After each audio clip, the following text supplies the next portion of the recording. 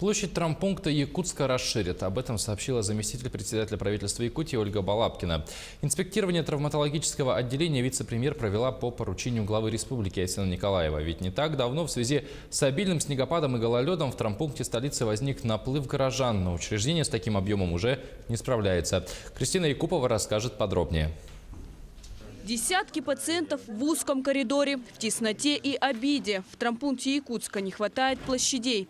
Качество медицинских услуг страдает. Ежедневно за помощью обращаются 100 человек.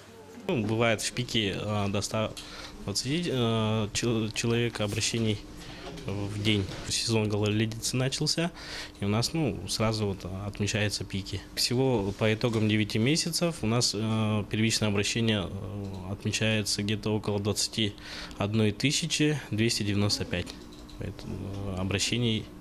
Травмпункт находится в здании скорой медицинской помощи с 1996 года на первом этаже и занимает 606 квадратных метров. Под санитарно-медицинские помещения отведено всего лишь 128, когда при большом количестве населения помещение должно составлять 1800 квадратных метров.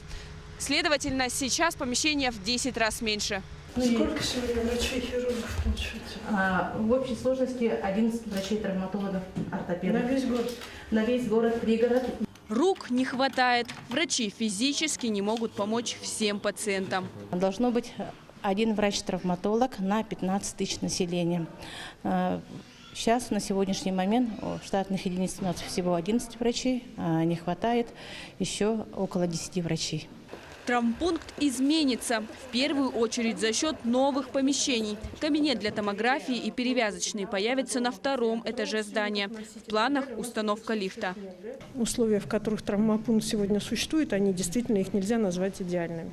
Хотелось бы, чтобы они были лучше. Поэтому определимся, в какой период произойдет, так сказать, организационные моменты.